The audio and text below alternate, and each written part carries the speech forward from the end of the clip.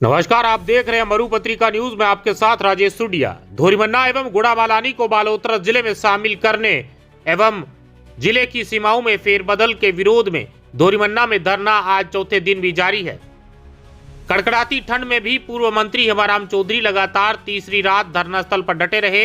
हेमाराम चौधरी का साफ कहना है, यह आंदोलन राजनीति के लिए नहीं है बल्कि जनता के हक के लिए है। उन्होंने न विधानसभा लड़ी न लोकसभा, फिर भी जनभावनाओं के साथ खड़े हैं।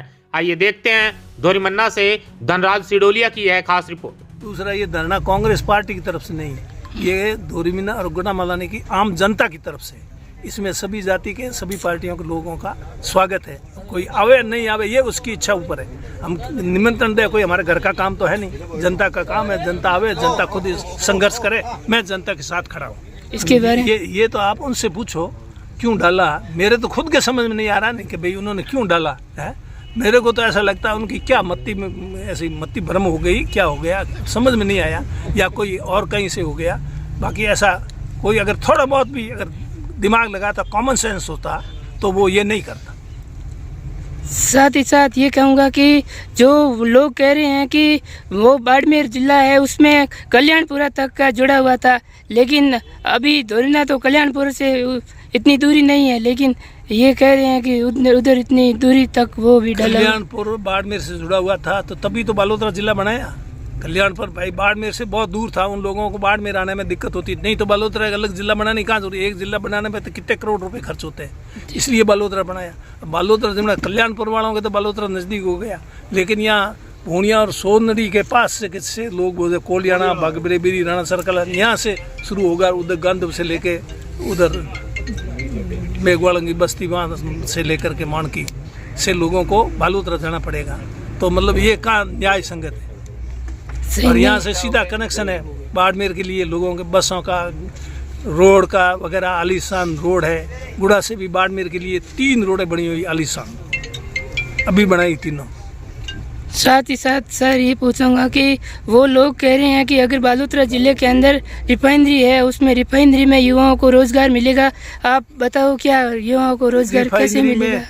बालोतरा भाई तू पहले बालोतरा जिले में था, आज से पहले बालोतरा का गठन हुआ तब से लेके अब तक जी भाई तुम्हें कितने लोगों को रोजगार मिला ये लिस्ट दे दे मेरे को जी। उस जिले में साथ होने से बात। और बालोतरा के अंदर तो कोई भी जाके काम करे, उद्योग धंधे बालोतरा में बहुत है। यहाँ के बालोतरा उद्योग धंधा में यहाँ के लोग बहुत कम है, क्योंकि इतना दूर जाते नहीं, वहाँ के नज़दीक होते, वो जाते हैं, मजदूरी का काम है। सर क्या वजह रही होगी? कोई रोजगार नहीं मिला। रोजगार मिल जाएगा, 3 साल पड़े हैं, कोई बात नहीं है, 3 साल में रोजगार दे देंगे तो हमारी कोई नहीं सुनेगा।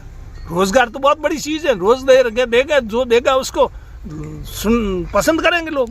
जारी खाओ बाजरी, बोरी बजाओ हाजरी, अपना आप मांगे हाजरी बजाए, मोरी कौन बजाए। वो कह रहे हैं 1 लाख रिफाइनरी में लोगों को रोजगार लगवाएंगे।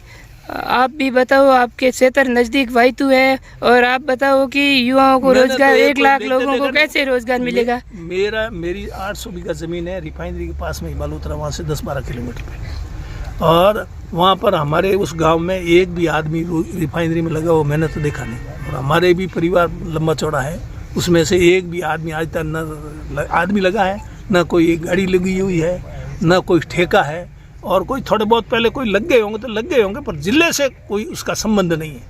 यूँ तो ये मांगता है, आपके पास में है ना ग्रेनाइट नगरी के नाम से ग्रेनाइट नगरी है। तो इस ग्रेनाइट नगरी में जितनी भी खड़े हैं ना, खड़े यहाँ के इसका मतलब तो सब यहाँ के लोगों की होनी चाहिए। खाना फायदे यहाँ के लोगों को कितनी खाने नहीं, मैंने आज पूछा, यहाँ कोई फायदा नहीं मिल रहा है। सब बार के लोग हैं खाने, जितनी भी खाने हैं सब बार के। एक हरखाराम जी की खान है यहाँ पर, हरखाराम जी के जरूर ठाठ है, बाकी को क्या मिला।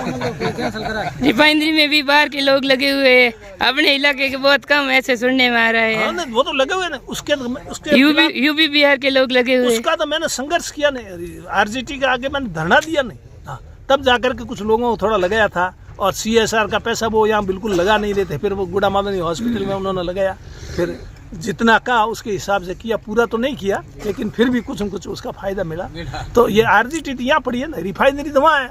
आदमी तो आरजीटी के अंदर ही हजारों आदमी लगे हुए हैं, यहाँ के कितने आरजीटी भी है। और नगाना भी नजदीक में, बाड़मेर जिले के अंदर नगाना में भी रोजगार शुरू होने वाला है। नगाना तो आरजीटी से तो दूर है ना, आरजीटी पास में ही है ना, पहले इसी जिले में थी, नहीं ये गुड़ामालानी में ही है ना, जी सर। उपखंड गुड़ामालानी में है ना, लेकिन उसमें कितने लगे हुए हैं। जी सर, कोई आपका कुछ बहुत नहीं है। कुछ लोग ठीक है, कोई ये राजनेताओं के सिफारिश से या और तरीके से कैसे जो होशियार है उसमें कुछ घुस गए तो वो अलग बात है। बाकी ये जिला होने से भाई उनको कोई रोजगार मिल गया ऐसा पहले हुआ बता दे, उनकी सूची लोगों के सामने बतावा नहीं। तो अब एकदम क्या होगा, रिफाइनरी का काम ही पूरा हो गया, अब तो उसके अंदर जो है प्रोसेसिंग का काम है उसमें तो कितने लोग लगेंगे वो टेक्निकल लेबर का तो वहाँ अब है ही नहीं, स्कोप ही नहीं। लगभग सुनने में आ रहा है कि इसी महीने के अंदर रिफाइनरी का उद्घाटन है। हाँ ठीक है, उद्घाटन हो जाए, अच्छी बात है। रिफाइनरी का जरूर आसपास के लोगों को कुछ मिला ही है, कामकाज तो मिला है, लेकिन अब यहाँ के लोगों को मिला गया ये कहाँ है? स्थानीय लोगों को भी मिलना चाहिए था। मिलना चाहिए, फिर भी नहीं मिल रहा है। मिलना चाहिए, उसके बावजूद में इसकी तो लड़ाई लड़ी है ना मैंने खुद ने, हमारी सरकार थी फिर भी मैंने धरना दिया नहीं, इसलिए बिल्कुल आपने 7 दिन धरना दिया था जो उस गुड़ा मालानी के अंदर। तो धरना दिया, बिल्कुल तो ऐसे हमने थोड़ा ही उठा, उन्होंने समझौता किया, लिखित में किया, जो भी मैंने मेरी शर्तें थी वो सब उन्होंने मानी। जी सर, इसलिए ये नहीं है कोई मैं बीजेपी के खिलाफ धरना पे बैठा हूँ, मैं तो हमारी सरकार के खिलाफ भी बैठ जाता हूँ, बीजेपी के खिलाफ भी बैठ जाता हूँ। जहाँ मुझे गलत लगता है, गलत फैसले के खिलाफ मैं हमेशा खड़ा रहा और आज भी हूँ और आगे भी रहूँगा। जी सर, बहुत बहुत आभार, धन्यवाद।